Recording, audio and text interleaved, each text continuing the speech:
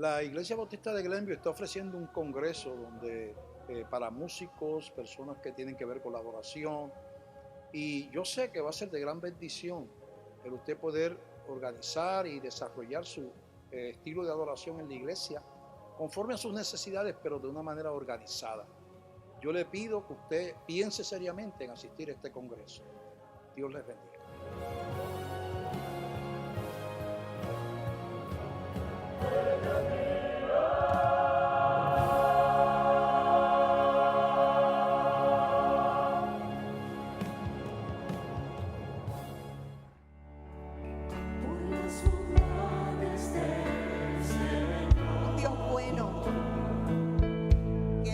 De ser bueno, siempre es bueno. Por su virtud y su grandeza. Es tan poderoso nuestro Dios que nos rescató. Por su infinito y inmenso amor. Nos rescató del pecado. Cantaré. Por eso cantamos al Señor. El mensaje de hoy es convivencia del poder y la debilidad. Convivencia del poder y la debilidad. ¿Cómo el poder y la debilidad pueden convivir? ¿Cómo usted con sus limitaciones, cómo usted con sus deficiencias de carácter, su crisis, cómo usted puede llevar una vida de poder? ¿Cómo usted con sus limitaciones humanas, usted puede ser una persona poderosa espiritualmente? Ese es el mensaje. Porque la vida en el aspecto no cristiano nos divide en fuertes y débiles, y a los débiles no le damos mucha oportunidad porque ellos no tienen los estudios o no tienen la ¿verdad?, el carácter fuerte, o no tienen el éxito, ¿verdad? Pero sin embargo aquí la Biblia habla de otra manera, ¿verdad? ¿Dónde está la fortaleza verdadera? ¿Dónde está esa fortaleza verdadera? En 2 Corintios capítulo 4, del verso 14 hasta el capítulo 5 dice de la siguiente manera, nos ponemos en pie. Escribe el apóstol Pablo: sabiendo que el que resucitó al Señor Jesús, a nosotros también nos resucitará con Jesús y nos presentará juntamente con vosotros. Está hablando de la certeza que tenemos los creyentes de que así como Cristo murió y resucitó, así los que son de Él también pasarán por ese mismo proceso. Porque todas estas cosas padecemos por amor a vosotros, para que abundando la gracia por medio de muchos, la acción de gracia sobreabunde para gloria de Dios. Por tanto, no desmayamos. Desmayar quiere decir de caer en desaliento, derrota.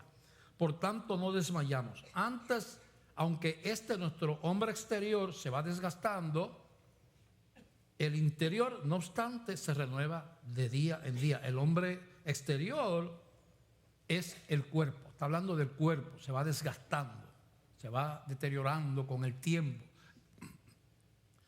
Ya el mío está bastante deteriorado. Porque esta leve tribulación momentánea produce en nosotros una cada vez más excelente y eterno peso de gloria. Quiere decir que ese hecho de que el cuerpo, lo terrenal, se desgasta, se va envejeciendo, el hombre interior se renueva. No tiene que envejecer igual que el cuerpo. Se puede ser fuerte interiormente, joven interiormente, aunque sea viejo físicamente. Eso es lo que está diciendo aquí. Es que esta leve tribulación momentánea, versículo 17, produce en nosotros un cada vez más excelente y eterno precio de gloria, no mirando nosotros las cosas que se ven, sino las que no se ven. Pues las cosas que se ven son temporales, pero las que no se ven son eternas. Usted ve físicamente el cuerpo, ¿verdad? Pero eso es temporal, quiere decir, tiene un final, tiene un tiempo definido de ser, ¿verdad?, de tener cohesión como cuerpo. Llegará el momento que cuando termine de latir el corazón y termine de circular la sangre, se apaga el sistema nervioso, eso se llama muerte. Entonces ya ese cuerpo empieza a desintegrarse, ¿verdad? Y aunque usted lo puede ver, pero eso es temporal, eso se acaba. Pero dentro de usted hay otras cosas que se llama el espíritu, que no se ve, pero eso es eterno. Lo que se ve es temporal, lo que no se ve es eterno. Porque sabemos que si nuestra morada terrestre, este tabernáculo, se refiere al cuerpo otra vez, se deshiciere, tenemos de Dios un edificio, una casa no hecha de manos, eterna en los cielos. Entonces está hablando de que el alma y el espíritu va con el Señor por la eternidad, ¿verdad? Y por esto también gemimos, deseando ser revestidos de aquella nuestra habitación celestial. Pues así seremos hallados vestidos y no desnudos. Porque asimismo los que estamos en este tabernáculo, este cuerpo, gemimos con angustia porque no quisiéramos ser desnudados, sino revestidos para que lo mortal sea absorbido por la vida. Lo mortal, lo que desaparece, nosotros deseamos, y por eso es que somos cristianos, que tengamos una vida, la vida por delante, que la vida eterna, ¿verdad? Mas el que nos hizo para esto mismo es Dios, quien nos ha dado las arras del Espíritu. Las arras del Espíritu es la garantía del Espíritu Santo. Cuando usted se convierte, usted tiene al Espíritu Santo y esa es su entrada. Las arras es como una entrada, como un decreto, ¿verdad? Y ese acto de usted convertirse le da esa posición de eternidad a su espíritu. Padre, te damos gracias por esta palabra. Llévanos de la mano a través de ella. Queremos aprender de ti, Señor, estas profundas verdades. Ayúdanos en nuestras limitaciones humanas, en el nombre de Jesús. Amén, amén.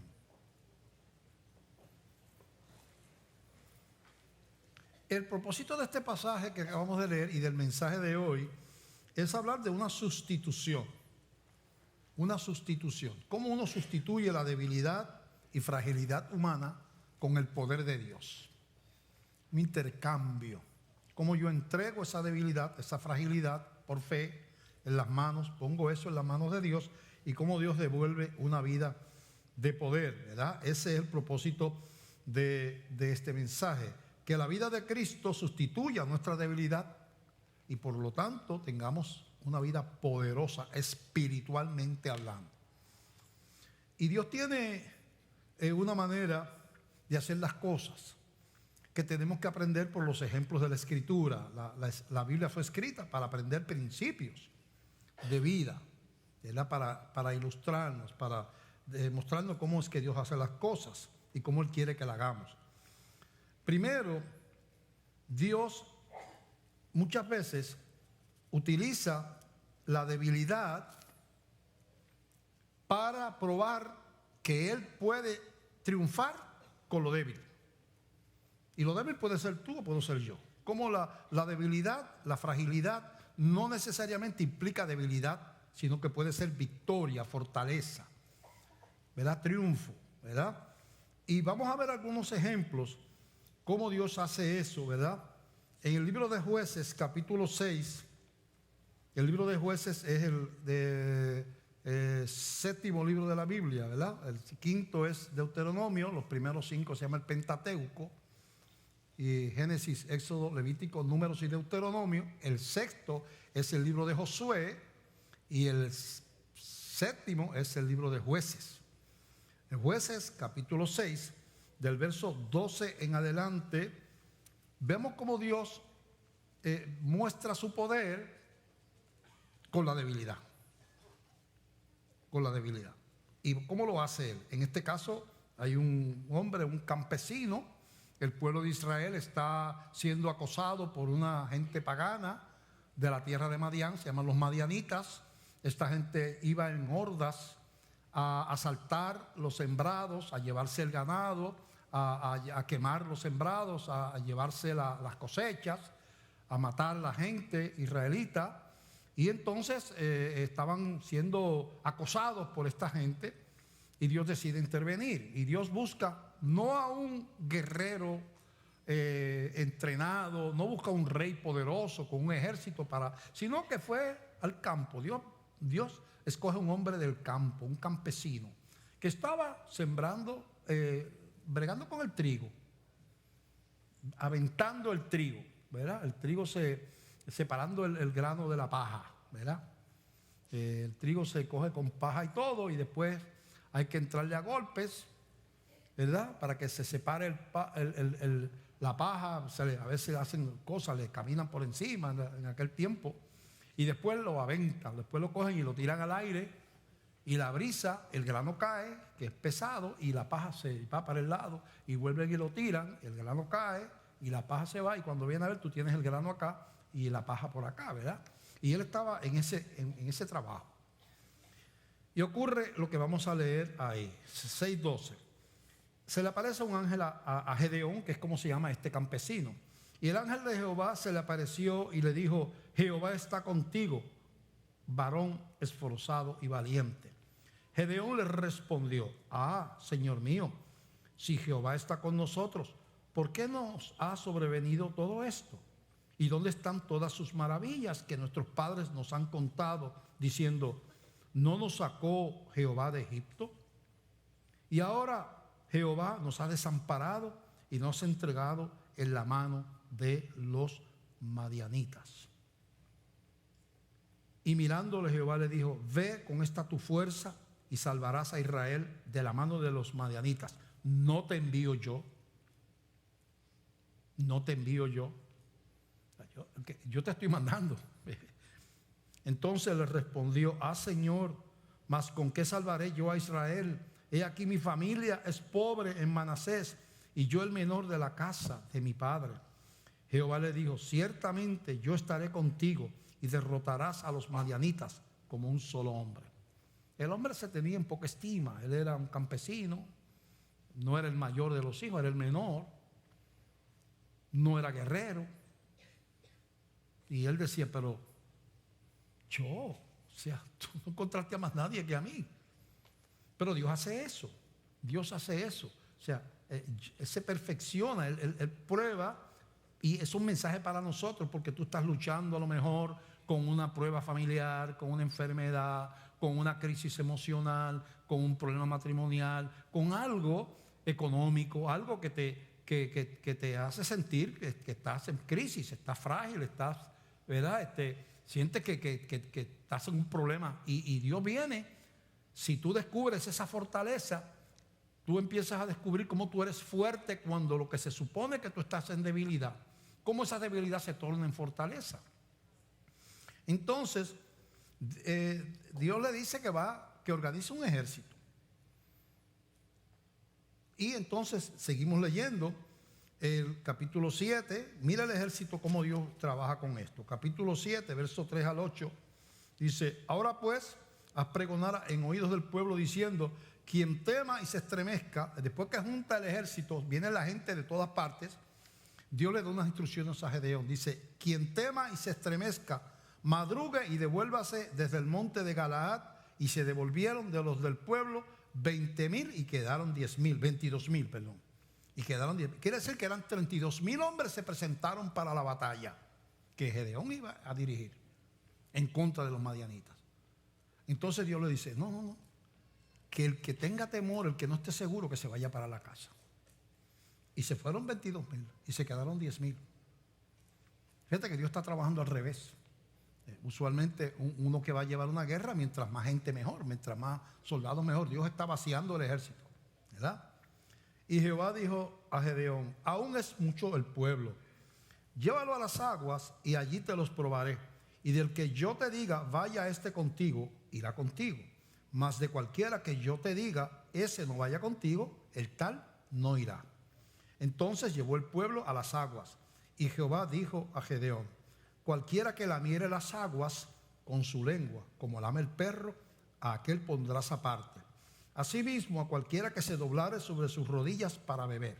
Y va a dividirlos en dos: los que tomen el agua para beber, lo vas a poner aparte, y los que se pongan en el piso a tomar directamente del arroyo, lo vas a poner aparte, ¿verdad?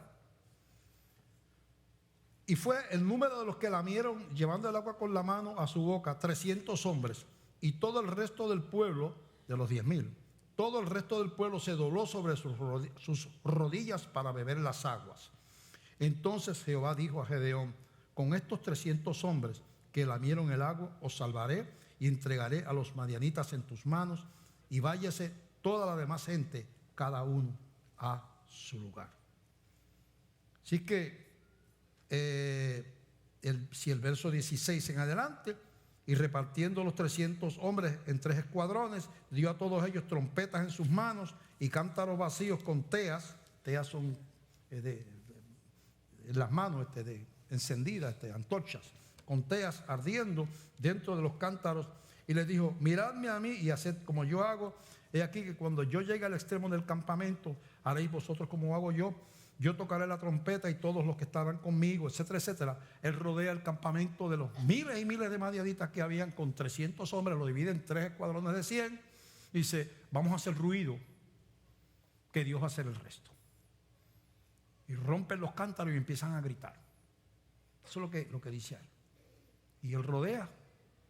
Y cuando ellos en la noche empiezan a gritar y rompen los cántaros que tenían el fuego adentro, los madianitas ven todo ese gritería y todo eso, se van huyendo y son derrotados en esa pelea, en esa batalla.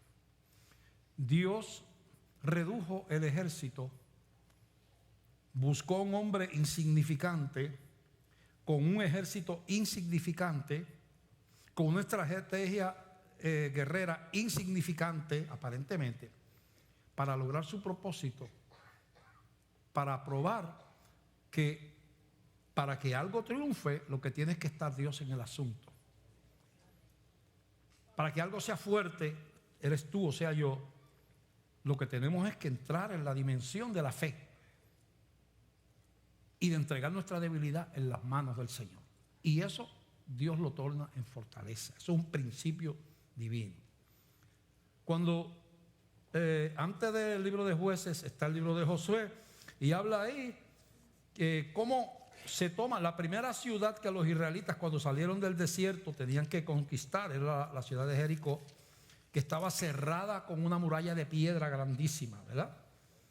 Y entonces dice el capítulo 6 del 1 al 5 de Josué: ahora Jericó estaba cerrada, bien cerrada, a causa de los hijos de Israel. Nadie entraba ni salía. Había lo que se llama sitiada la ciudad. Sitiada es que había un ejército rodeando lo que eran los israelitas y la ciudad, que tenían sus provisiones, tenían agua. Estaban ahí, ¿verdad?, defendiendo la ciudad. Ese era el panorama. Mas Jehová dijo a José: mira, yo te he entregado en tu mano a Jericó y a su rey con sus varones de guerra. Rodearéis pues la ciudad, todos los hombres de guerra, yendo alrededor de la ciudad una vez, y esto lo haréis durante 6 días. Van a rodear la ciudad los hombres de guerra, sin pelear, 6 días. Y 7 sacerdotes llevarán 7 bocinas de cuernos de carnero delante del arca, y al 7º día daréis 7 vueltas. En vez de dar una vuelta, dan 7. Y los sacerdotes tocarán las bocinas, y cuando toquen prolongadamente el cuerno del carnero, así que oigáis el sonido de la bocina, todo el pueblo gritará a gran voz, y el muro de la ciudad caerá. Entonces subirá el pueblo, cada uno derecho hacia adelante. Entonces Dios dice: no vamos a usar la estrategia normal de traer arrietes, traer troncos para romper las puertas, tenían unas escaleras grandes que tenían unas ruedas para brincar por encima de las murallas, tenían diferentes maneras para luchar con, tenían lo que tiraba las piedras grandes, esa, ¿verdad? Y entonces dice: no, nada de eso. Nada de eso. Van a darle vuelta a la ciudad, y cuando yo diga, van a alabar y adorar al Señor y tocarlo a las bocinas. Y cuando ocurra eso, se va a caer la muralla. Efectivamente, así pasó. Estas cosas están escritas en la Biblia porque vemos que toda la victoria nuestra depende de la fe. Todo eso pasó porque alguien hizo lo que Dios dijo que tenía que hacer. Tuvieron fe en que si Dios lo decía, Dios iba a cumplir. Y cuando la fe toma lugar, empieza a desarrollarse un compañerismo con Dios, un acuerdo con Dios, provoca contentamiento de parte de Dios, que creamos a su palabra, y empieza a levantarse una vida de poder, una vida que en su debilidad es fuerte, con una revelación clara de lo que es ser un cristiano. Y es una sustitución de nuestra natural tendencia a evaluar las cosas a base de nuestra capacidad. Eso es normal. Uno mira las cosas, o sea, si Gedeón hubiera mirado las cosas como la miran todos los generales del ejército, hubiera dicho: Señor, búscate a otro, porque yo tenía 32,000 hombres y tú me has dejado con 300. Eso es una mala estrategia. Con 32,000 hay muchas más posibilidades de ganar la guerra que con 300. Pero él nos dice: bueno, si Dios está conmigo, vamos para encima. Josué hubiera dicho a Dios: Señor, yo conozco de guerra. Yo nunca he visto que una ciudad sitiada, lo que se van a morir ellos no es de la batalla, sino de la risa, los que están allá adentro. Cuando nos vean dando vueltas y tocando bocina, sin atacar, van a morirse, pero no de la guerra, sino de la risa. Pero él creyó a Dios. Entonces, trascender lo que es evaluar tus fuerzas lógicamente, humanamente, naturalmente, trascender eso para ver el poder de Dios tomando lugar y haber una transferencia de una vida poderosa, requiere fe. Requiere fe. Y ahí es que está la vida poderosa, en ese intercambio, Así que las murallas cayeron y ellos conquistaron a Jericó. Cuando tú miras, en un momento determinado, el ejército de David, allá en Primera de Samuel, capítulo 22, del 1 al 2, capítulo 22 de Primera de Samuel, describe que Saúl, el rey Saúl, está persiguiendo a David para matarlo. Y David se va a huir a los montes, a las cuevas. Pero mira el ejército que le dio Dios. Se parece a lo de Gedeón. Y con ese ejército, ese Dream Team que Dios le dio, David conquistó el reino. Y dice, yéndose luego David de allí, huyó a la cueva de Adulam, capítulo 22. Y cuando sus hermanos y toda la casa de su padre lo supieron, vinieron allí a él. Escucha el ejército de David. Y se juntaron con él todos los afligidos y todo el que estaba endeudado. Ellos estaban pelados. Todos los que estaban endeudados y todos los que se hallaban en amargura de espíritu. Y fue hecho jefe de ellos y tuvo consigo como 400 hombres para enfrentar a un rey con un ejército. Pero ese fue el ejército que Dios le dio. Si Dios le dice a usted, va a dar una batalla y tienes que ir a luchar contra el rey, y dice: Señor, ¿dónde voy a conseguir el ejército este? Mira, vete a las luces y busca a los de ambulantes, a los que están pidiendo en las calles. Y con esa gente tú vas a ganar. Eso es lo que hizo Dios con David. Es cuestión de que Dios esté. Por eso es que la victoria depende de la fe. El Señor dice, por ejemplo, de la iglesia: yo estaré con vosotros todos los días hasta el fin del mundo. No es que Dios no esté, es cuestión de ver a Dios. Porque si vemos a Dios solamente en las cosas positivas, en las cosas que nos suenan lógicas, cuando ocurren cosas que nos convienen, que son de bendición, a gloria a Dios. Entonces, pero cuando viene la prueba, ya Dios no está y yo lo saqué de mi vida. Viene la traición, viene el fracaso, viene la enfermedad. Entonces ya yo dejo de ver a Dios. Entonces yo tengo una vida débil espiritualmente porque yo perdí lo único que me permitía luchar contra ese problema, que era la presencia de Dios. O sea, no es que Dios no está, pero que yo no me doy cuenta que está. Entonces ese secreto de ver a Dios, de tener espiritualmente, saber que ese equipo, que Dios y yo como equipo, estamos juntos, que caminamos juntos, y no es para cuando tengo un buen trabajo, cuando me da esto, cuando todo me va bien, no, está conmigo también cuando estoy postrado en una cama, está conmigo también cuando se me quemó la casa, está conmigo también. Ese es otro tipo de fe. Esa es la fe que vence. La fe que es estrictamente interesada. Como le dijo Jesús a aquellos que se fueron detrás de él cuando multiplicó los panes y los peces, que comieron una multitud, 5,000 personas comieron con 2 o 3 panes y 2 o 3 pececitos, y todo el mundo comió y sobraron un montón de cestas de comida, porque Jesús multiplicaba y sacaba peces y peces y peces de la canasta, y sale pez y sale pez, y todo el mundo comió y sobró. Y después, cuando Jesús se fue al otro lado del mar, del Galilea, ellos se fueron detrás en botes, porque dijeron, encontramos aquí los cupones, los alimentos, de ahora en adelante no hay que trabajar. Cuando tengamos hambre, saca comida de donde no hay. Y Jesús lo ve. Ustedes me están siguiendo, no porque hayan creído en mí, le dijo Jesús, sino porque comieron peces y panes y se hartaron. Viene detrás de los panes y los peces. Esa fe no tiene mucho valor. La fe que Dios está cuando yo recibo es una fe pobre.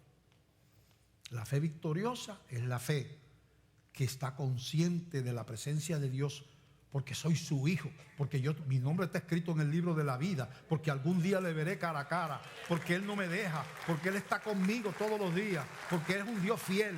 Esa fe es la fe que vence al mundo.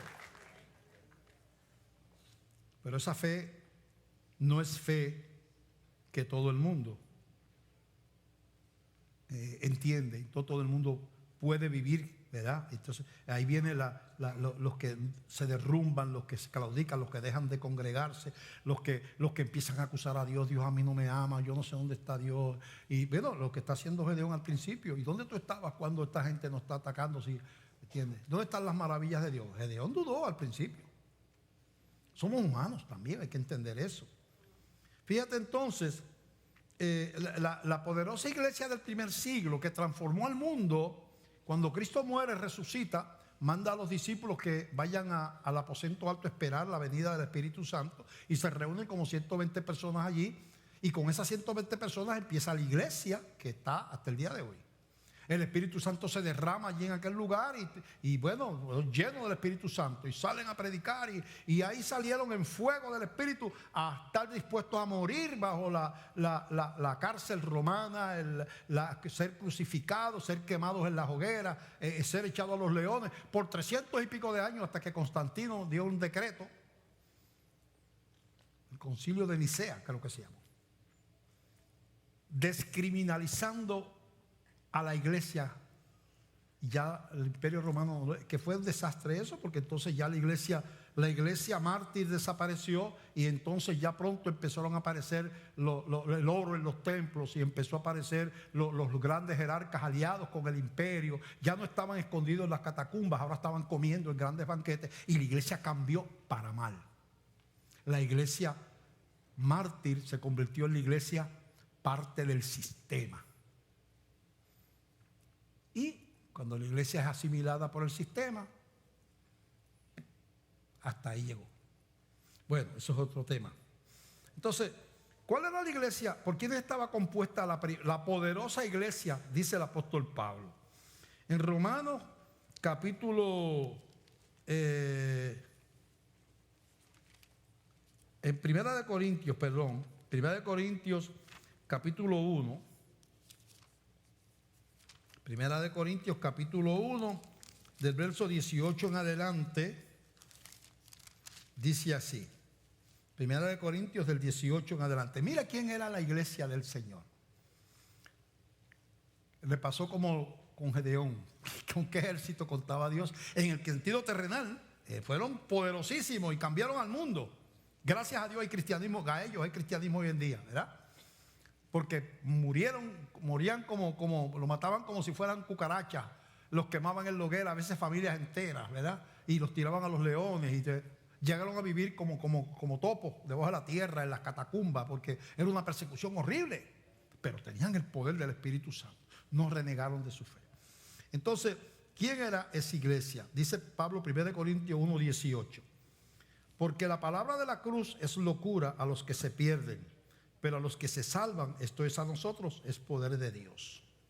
Para los que se pierden, los que no son, no entienden eso. No entienden. Esto que yo estoy predicando no lo entiende. El que no es iluminado por el Espíritu Santo no entiende esto. Pues está escrito: destruiré la sabiduría de los sabios y desecharé el entendimiento de los entendidos. ¿Dónde está el sabio? ¿Dónde está el escriba? ¿Dónde está el disputador de este siglo? ¿No ha enloquecido Dios la sabiduría del mundo? Este evangelio es motivo de burla para mucha gente. No lo puede entender aunque tenga 14 doctorados.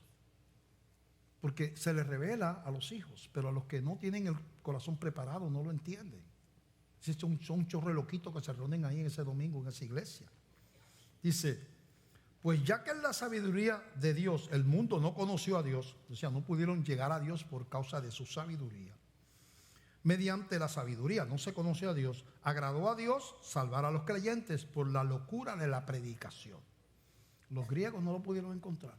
Y mira que había mucha filosofía de sabiduría. Porque los judíos piden señales y los griegos buscan sabiduría. Pero nosotros predicamos a Cristo crucificado. Para los judíos, ciertamente tropezadero, y para los gentiles, locura. Mas para los llamados, así judíos como griegos, Cristo, poder de Dios y sabiduría de Dios. Los llamados entienden dónde está el poder. Porque lo insensato de Dios, escucha esto, es más sabio que los hombres, y lo débil de Dios es más fuerte que los hombres. Pues mirad, hermanos, vuestra vocación. Está hablándole ahí a la iglesia. Que no sois muchos sabios según la carne, ni muchos poderosos, ni muchos nobles. Sino que lo necio del mundo escogió Dios para avergonzar a los sabios. Y lo débil del mundo escogió Dios para avergonzar a lo fuerte. Y lo vil del mundo y lo menospreciado escogió Dios. Y lo que no es, para deshacer lo que es, a fin de que nadie se jacte en su presencia. Mas por él estáis vosotros en Cristo Jesús, el que nos ha sido hecho por Dios sabiduría, justificación, santificación y redención. ¿Qué es lo que está diciendo? Aquí están los griegos. Que eso, que si Platón, Sócrates, Aristóteles, eso olvídate, está el sabio botado ahí. Están los romanos, generales, han conquistado casi el mundo conocido completo, poderosos ejércitos, también adorando la sabiduría y todas esas cosas. Y están los poderosos sacerdotes hebreos que se saben el Antiguo Testamento de memoria y dicen, nada de eso pudo salvar a nadie. ¿Y ustedes quiénes son? No son poderosos. Aquel que está allí sentado es pescador, el otro vende, yo no sé, verduras en el mercado, aquel es un ama de casa, aquel otro por allá es un cobrador de impuestos, aquel otro por allá también es pescador, aquel otro que está por allá es un agricultor. Y dice, con esta gente, con este dream team de los de abajo, yo voy a levantar la iglesia. Como hice con Gedeón, como hice con David, que era un muchacho cuando derrotó al gigante por fe, como hice con José, que cuando niño fue vendido por sus hermanos a Egipto y fue un gran profeta, como hice con Daniel, que fue llevado cautivo de Israel a Babilonia, y allí probó su fe y por fe se libró de la boca de los leones. Por esa historia de gente que creyeron que eran débiles, pero pusieron su debilidad en las manos de Dios. Cuando Dios fue a reclutar a Moisés, que era tartamudo, estaba en un desierto cuidando ovejas, porque había tenido que huir de Egipto. Y dice, te vengo a buscar. Desde una zarza ardiente le habla a Moisés, para que vayas a liberar al pueblo. Y dice, ¿quién soy yo si yo soy tartamudo? Envía a uno que sepa hablar. No, a ti es que te estoy enviando.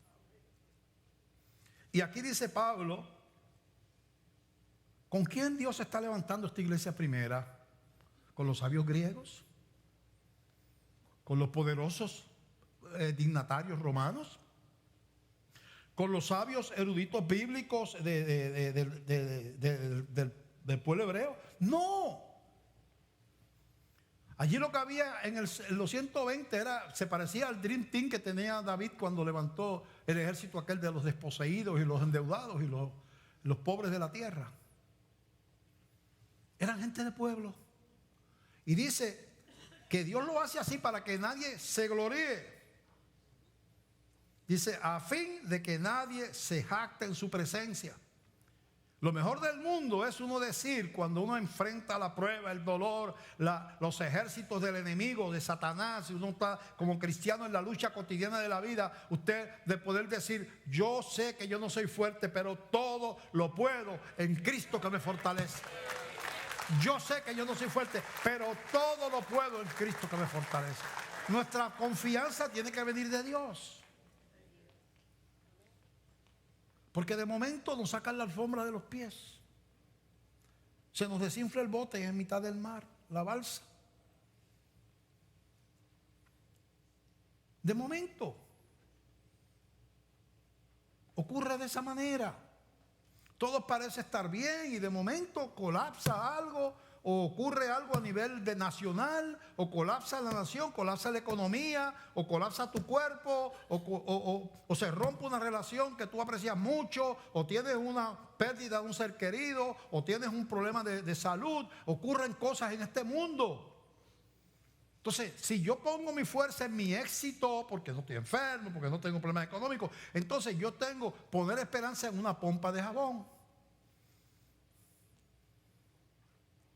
Tú sabes que tú te enamoras de una bombita de esa de jabón, que salen bien a colores. Mi felicidad está en esa bombita, mira qué linda. Y tú la ves que de momento como que empieza, porque usted no sé si usted estudia, usted es observador, empiezan a perder los colores, salen como si estuvieran rotitos así.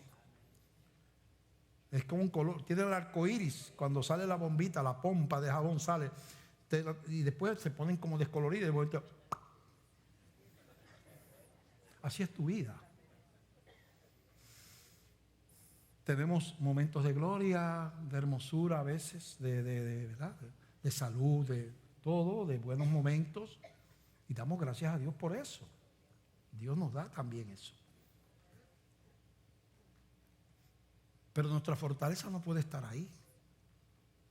Porque eso es como una pompa de jabón. Tiene que estar en lo espiritual, en lo que da fuerza, en lo que puede enfrentar la prueba, ¿verdad? Así que el apóstol Pablo descubre ese principio en 2 de Corintios, que es la próxima carta después de la que estábamos leyendo ahora. 2 de Corintios capítulo 12, el apóstol Pablo descubre ese principio en su propio cuerpo o en su propia persona. Y el apóstol Pablo no era de los apóstoles originales, porque él no caminó con Jesús por la tierra. Pero es el apóstol que viene realmente a sustituir a Judas, aunque se hizo una elección y se escogió a otro, pero eso no se menciona más. Dios tenía a Pablo y Dios lo recluta mientras iba a matar y a perseguir, meter a la cárcel a los cristianos, porque era un judío fanático, era un líder hebreo, y cuando va camino a Damasco, va persiguiendo cristianos, Dios se le aparece a Jesucristo, lo derriba al piso, queda ciego, y ahí empieza entonces Dios lo recluta. Pero Pablo tiene una experiencia que no sé si fue ahí o fue posteriormente, donde Pablo es llevado a la gloria de Dios. Allá recibe instrucciones, unas revelaciones que ni más nadie recibió, ni siquiera los otros apóstoles, y es regresado a la tierra. Y él cuenta eso. Pero a la vez que cuenta esa experiencia gloriosa, cuenta una situación personal que él tenía. Y mira lo que pasa, vamos a leerlo. Dice así, verso el 1 en adelante. Ciertamente, escribe Pablo, no me conviene gloriarme, pero vendré a las visiones y a las revelaciones del Señor. Conozco a un hombre en Cristo que hace 14 años, si en el cuerpo no lo sé, si fuera del cuerpo no lo sé, Dios lo sabe, fue arrebatado hasta el tercer cielo. Está hablando del mismo, ¿verdad? Y conozco al tal hombre, si en el cuerpo o fuera del cuerpo, no lo sé, Dios lo sabe, que fue arrebatado al paraíso, donde oyó palabras inefables que no les dado al hombre expresar. De tal hombre me gloriaré. O sea que tú te das cuenta que está hablando de él. Pero de mí mismo en nada me gloriaré, sino en mis debilidades. Dice Dios, pero que Pablo está como loquito. O sea, su mayor pedigrí no es haber estado allí, sino la victoria sobre las debilidades es más grande que haber ido a la gloria, lo que está diciendo Pablo. Bueno, sin embargo, si quisiera gloriarme, no sería insensato, porque diría la verdad. Pero lo dejo para que nadie piense de mí más de lo que en mí ve u oye de mí. No quiero que la gente me vea más allá de lo que quiero mantenerme bajito, ¿verdad? Y para que la grandeza de las revelaciones no me exaltase desmedidamente, me fue dado un aguijón en mi carne, un mensajero de Satanás que me abofetee para que no me enaltezca sobremanera. Pablo habla de un aguijón en la carne y no dice cuál era ese aguijón. Si era una enfermedad del cuerpo, pero un aguijón en la carne puede ser alguien que le hace la vida imposible a uno. Recuerda que la carne en la Biblia puede ser el cuerpo, puede ser el alma, las emociones. No dice si era una tentación o no sé. Él no dice cuál era ese aguijón. Pero dice que él veía que venía como parte del enemigo. Dice, respecto a lo cual 3 veces he rogado al Señor que lo quite de mí. Pablo pidió al Señor que le quitara ese aguijón. Y me ha dicho el Señor, bástate mi gracia, porque mi poder se perfecciona en la debilidad. Escucha esas palabras de parte de Dios a Pablo. Bástate mi gracia. ¿Qué era la gracia? Bueno, Pablo era apóstol, cristiano, hijo de Dios, una promesa siendo un perseguidor, ahora era salvo, tenía la promesa de la vida eterna, tenía el Espíritu Santo, todo eso es la gracia de Dios. A eso se merecía Pablo. Bástate mi gracia, porque mi poder se perfecciona en la debilidad. Por tanto, dice Pablo, de buena gana me gloriaré más bien en mis debilidades, para que repose sobre mí el poder de Cristo, por lo cual por amor de Cristo, a Cristo me gozo en las debilidades, en afrentas, en necesidades, en persecuciones, en angustias, porque cuando soy débil, entonces soy fuerte. Pablo suena como una persona que está gozándose las cosas que él tiene, pero lo que está diciendo es un principio de una verdad bíblica. Yo he descubierto, te lo voy a poner en palabras mías, el Pablo lo que está diciendo es, yo he descubierto que ahora yo tengo que depender más de Dios por esta prueba que yo estoy pasando. Tengo que orar más, tengo que fortalecerme más en la palabra. Me ha acercado a Dios esto. Mi debilidad me obliga a depender más del Señor para poder cumplir mi ministerio de apóstol. Así que lo que aparentemente es una debilidad me ha resultado en victoria y en ganancia, porque ahora yo descubro que yo tengo una fuerza espiritual por haber superado la crisis de la debilidad, del aguijón en la carne, por haber superado eso, por no andar derrotado, por andar en victoria, por seguir con mi ministerio, por ser instrumento de Dios exitoso en el mundo. Eso es gracias a que la debilidad me hizo refugiarme en los brazos del Señor. Hay 2 tipos de personas. A la persona que la prueba lo aleja de Dios. Yo estaba en la iglesia, pero me pasó esto, me quemó la casa, me dejó la mujer, yo no sé qué por allá, tengo un hijo en problemas, pues yo no voy más porque yo tenía la esperanza que Dios me ayudara, pero Dios no me ayudó y pues no. Entonces tú te desquitas con Dios, tu fe llega hasta la conveniencia, no puede pasar de ahí. Tu amor llega hasta que tú lo que quieres es un genio de la lámpara, no un Dios. Que tú lo frotas y tú le pides lo que tú quieres y Él te lo tiene que dar. Ese no es el Dios que yo conozco. A veces dice, bástate mi gracia. Tienes que vivir con esto. Sigue glorificando mi nombre. Sigue amándome. Sigue confiando en mí. Y verás cómo de ahí surge un poder que tú no conocías o que no conocerías si no fuera por la prueba que estás pasando. Es difícil entender este tipo de pensamiento. Es difícil. Romanos 8:28 lo dice de esta manera y leemos. muchos versos que la gente no entiende o lo entiende mal, lo interpreta mal. Romanos 8:28 dice: y sabemos que a los que aman a Dios, todas las cosas les ayudan a bien. Esto es, a los que conforme a su propósito son llamados. Ese verso 1 de ahí, verso 28. Tienes que decir, ¿cómo yo interpreto esto? Y sabemos que a los que aman a Dios, todas las cosas, no las cosas buenas, las aguijones, les ayudan a bien. Esto es, a los que conforme a su propósito son llamados. Todas las cosas. ¿Qué está diciendo Pablo? A mí el aguijón me ayudó. No porque me guste tener un aguijón, sino porque puedo seguir adelante gozándome mi cristianismo, aunque no he tenido la contestación que yo esperaba en esta parte de mi vida. Es la gente que yo he visto morir cantando y adorando al Señor, porque han trascendido el apego a la vida, que es el instinto más fuerte que tiene el ser humano, por estudios científicos. En los pánicos, en los terrores, en los temores del ser humano, el número 1 es el temor a la muerte. ¿Cómo tú explicas que alguien muera adorando al Señor y con una sonrisa en los labios? ¿Qué tiene esa persona que no tiene la mayor parte de la gente que está en esa condición? ¿Qué relación con Dios tiene esa persona que no está desesperado, ni derrotado, ni aterrorizado? ¿Qué relación tenía antes de llegar al lecho de muerte, que le permite ser fuerte en medio de la debilidad?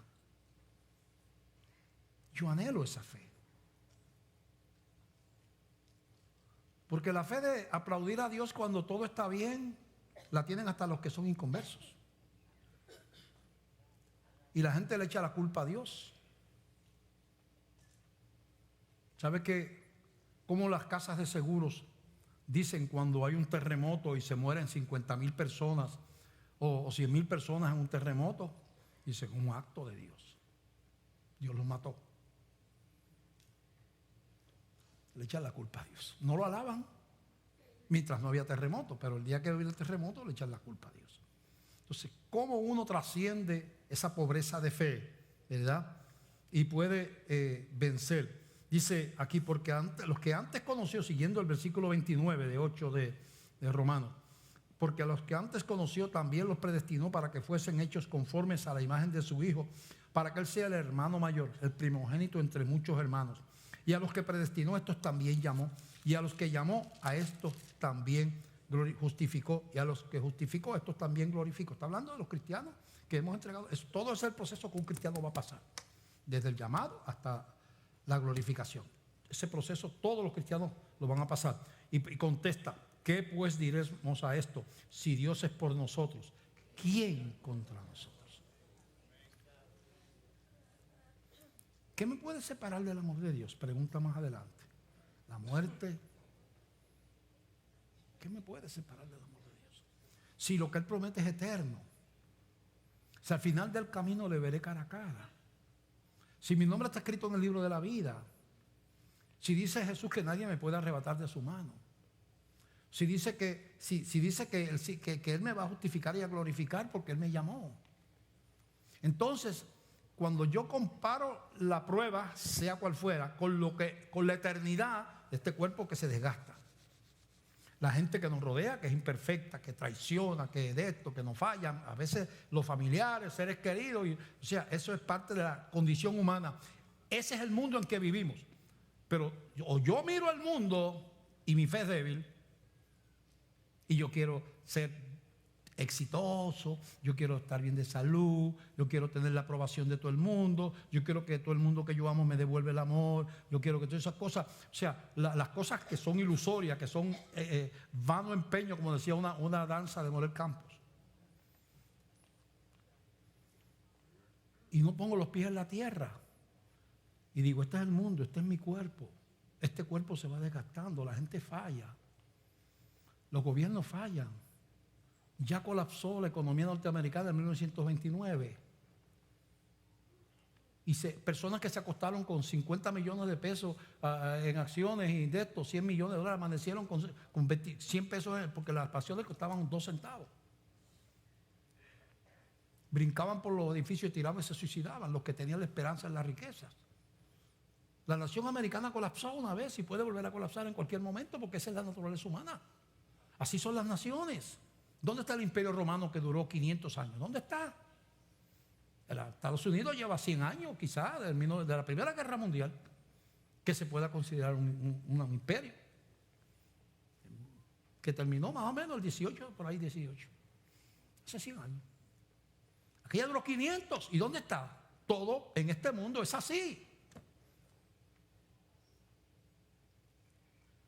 Entonces hay que fabricar, hay que entregar, hay que decir, Señor, yo quiero ser fuerte. Y la única manera es que la vida de Cristo, la fe, todo es cuestión de fe.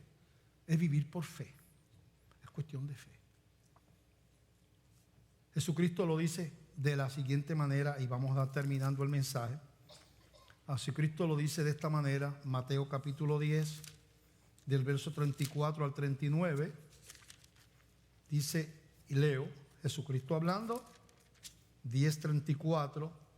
Dice, no penséis que he venido para traer paz a la tierra. No he venido para traer paz, sino espada. Porque he venido para poner en disensión al hombre contra a su padre, a la hija contra su madre y a la nuera contra su suegra. Y los enemigos del hombre serán los de su casa. ¿Sabe lo que le está diciendo el Señor a los discípulos? Que eran hebreos todos. Cuando ustedes le digan a su familia que son hebreo es aferrado a su religión, que ustedes tienen una nueva religión que se llama cristianismo, que ya no son seguidores de los profetas ni nada, que ahora tienen un profeta que se llama Cristo, que es Señor y todas esas cosas, los van a botar de la casa como bolsa. Muchas veces la mujer suya lo dejará. Los papás le dirán, vente para casa que estás casado con un hereje. Sus propios padres te van a decir, no te quiero más aquí, no pises esta casa, porque has traicionado a la nación hebrea. Dice Jesús, yo vengo, los que me sigan a mí, quiero. Jesús no le vino a cantar loas de la tremenda que iba a ser. No, le está preparando, diciendo, no, prepárense. O sea, ¿usted cree que esto es juego? Y mira cómo habla Jesús. Dice, porque he venido para poner en disensión al hombre contra su padre, a la hija contra su madre y a la nuera contra su suegra. Y los enemigos del hombre serán los de su casa. El que ama a padre o madre más que a mí no es digno de mí. El que ama a hijo o a hija más que a mí no es digno de mí. Y el que no toma su cruz y sigue en pos de mí no es digno de mí. El que haya su vida la perderá. Si la vida tuya tú la quieres controlar y no quieres padecer por ser fiel a Dios, no quieres problema de que te rechacen, bueno, entonces no eres digno de Él. Tú hallaste tu vida, tú la controlas, bueno pues, allá tú. La vas a perder. Si tú no te conviertes al Señor, pues estás perdido. El que pierde su vida por causa de mí, la hallará. Cuando tú dices, Señor, mi vida eres tú. Tú eres mi Señor. Yo te entrego mi corazón. Si no le gusta al jefe, que no le guste. Si no le gusta a mi mamá, que no le guste. Si no le gusta a mi papá, que no le guste. Pero mi Señor no es mi papá ni mi mamá, ni son mis hijos. Mi Señor eres tú. Y yo acepto el llamado. Yo quiero perder mi vida, Señor, en tus brazos.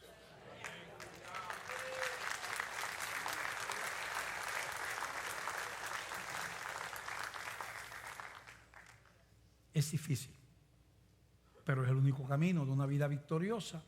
Es lo débil nuestro, depositarlo por la fe en los brazos del Señor. Si tú has llegado aquí y todavía tú no le has entregado tu vida a Cristo, yo no sé cómo tú vas a enfrentar la vida y menos aún cómo vas a enfrentar la muerte. Porque el vivir sin Jesús es camino de muerte. Dice la Biblia que todos somos pecadores y todos estamos separados de Dios. Todos. Los que son buena gente y todo también. Así que tú tienes delante una decisión. O pierdes tu vida y le dices, Señor, mi vida es tuya, perdóname, toma mi vida, salva mi alma. O tú la retienes y dices, mi vida es mía y yo no voy a yo no quiero ningún señor sobre mi vida, yo quiero controlar mi vida totalmente, pues también tienes el derecho, ¿verdad?, a hacer eso. Si Dios, sin embargo, te está llamando y has llegado aquí en este día, o nos ven por los medios de comunicación, que hay unos teléfonos que siempre están ahí pendientes en la iglesia, tú hoy tienes que tomar una decisión de humildad, de reconocer esa verdad que necesitas un Salvador y recibir a Jesucristo como Señor de tu vida. Yo sé que el mensaje está un poquito fuerte, porque habla de morir a una vida, habla de tener un Señor, habla de estar, ¿verdad?, de una fe que está dispuesta a padecer si es necesario, y muchas cosas que hemos predicado que hace de esto un mensaje bastante fuerte, especialmente si tú quieres ser religioso sin comprometerte. Hay quien llega hasta el nivel de la religiosidad y no puede pasar de ahí. Pero si hay alguien que hoy quiere iniciar una vida con Cristo y decir, Señor, yo quiero aprender de ti. Todos nosotros somos pecadores, hemos llegado y estamos aprendiendo. Yo quiero, Señor, aprender de ti. Yo quiero que me perdones. Yo te entrego mi vida y mis pecados en este día.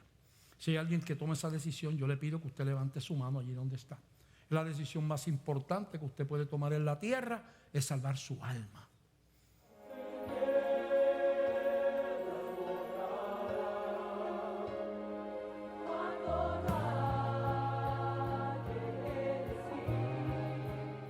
La Iglesia Bautista de Glenview está ofreciendo un congreso donde para músicos, personas que tienen que ver con la adoración, y yo sé que va a ser de gran bendición el usted poder organizar y desarrollar su estilo de adoración en la iglesia conforme a sus necesidades, pero de una manera organizada. Yo le pido que usted piense seriamente en asistir a este congreso. Dios les bendiga.